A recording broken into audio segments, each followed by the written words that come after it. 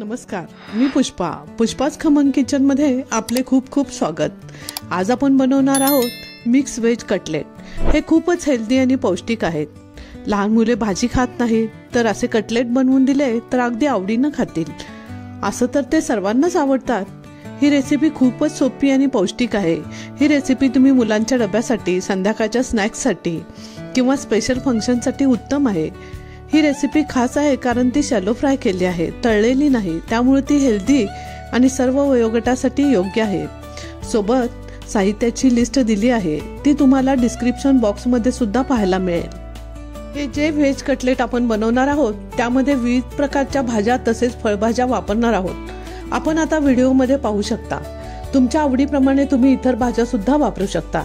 या सर्व भाज्या व्हिडिओ मध्ये दाखवल्याप्रमाणे कट करून घ्यायच्या आहेत। बघा, ह्या कट केलेल्या भाज्या किती सुंदर दिसतायत। या सर्व आपण या कटलेट मध्ये वापरणार आहोत। मिरपूड, जिरा पावडर, किचन किंग मसाला, चवीपुरतं मीठ, 4 बटाटे उकडून घेतलेले आहेत, हिरवा वाटाणा, बारीक चिरून घेतली कोथिंबीर, पोहे बारीक करून घेतलेले आहेत, बीट बारीक करून घेतले, कांदा बारीक चॉप करून घेतलेला आहे, ढबू मिरची, हिरवी मिरची बारीक चिरून घेतले, स्वीट कॉर्न, गाजर बारीक चिरून घेतलेला आहे आणि बीन्स बारीक केलेला आहे। आणि हे आल्याचे बारीक तुकडे करून घेतलेत, लसणाचे बारीक तुकडे करून घेतलेत आणि आपण चवीपुरतं लिंबू घालणार आहे। आता सर्वप्रथम एका मोठ्या बाउलमध्ये उकडलेले बटाटे किसणीवर किसून घ्यायचे आहेत। असं किसून घेतल्यामुळे बटाट्यामध्ये गुठळ्या राहत नाहीत। आता गॅसवर लोखंडी कढईमध्ये 2 टेबलस्पून तेल घालून ते गरम झाल्यावर यामध्ये प्रथम मिरच्या टाकून घेऊया। ही मिरची चांगली परतून झाल्यावर यामध्ये लसूण, आले टाकून चांगले परतून घ्यायचे आहे।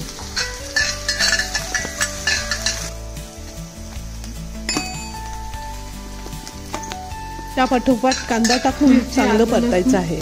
परतायला घेतलाय। आता हे सगळंच आपण परतून घ्यायचं आहे। कांदा, त्यानंतर सर्व भाज्या व्हिडिओमध्ये दाखवल्याप्रमाणे एका पाठोपाठ एक टाकून 5 मिनिटं परतून घ्यायचं आहे। आपल्याला फक्त त्याचा कच्चापण काढायचा आहे।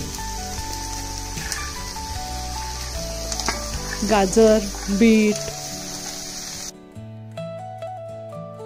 आणि हिरवा वाटाणा अशा भाज्यांच्या मध्ये विटॅमिन ए, विटॅमिन सी आणि फायबर मुबलक असते। डोळ्यांसाठी, त्वचेसाठी आणि पचनासाठी फार उपयुक्त असते। यात वापरले गेलेले बटाटे आणि पोहे कार्बोहायड्रेट्स देतात, तर स्वीटकॉर्न आणि बीन्स हे उत्तम प्रोटीन आणि ऊर्जा देतात। शॅलो फ्राय पद्धतीमुळे ही रेसिपी कमी कॅलरी असते आणि हृदयासाठी निरोगी आहे। कसुरी मेथी आणि किचन किंग मसाला चव वाढवतात आणि पचन सुधारतात। आता या सर्व भाज्या छान परतून झालेल्या आहेत आणि आता यामध्ये कसुरी मेथी, जिरा पावडर, किचन किंग मसाला, मिरपूड आणि चवीपुरतं मीठ टाकून छान परतून घ्यायचं आहे। आता आपण बटाटा किसलेल्या बाउलमध्येच या सर्व परतलेल्या भाज्या त्यामध्ये टाकून घेऊया। आता या भाज्यांचा सगळा कच्चा पण गेलेला आहे।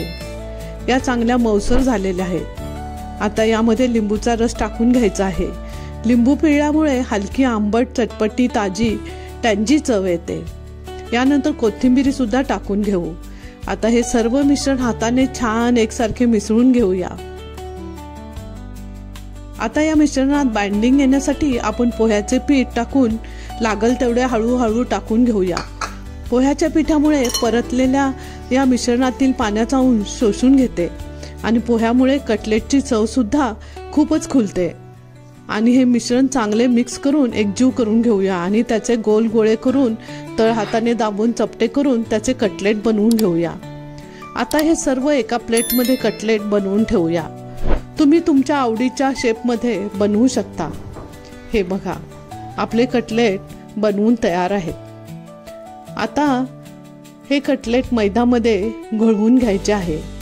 या मैद्यामुळे कटलेटला एक चांगला स्मूथनेस येतो आणि बाइंडिंग होते।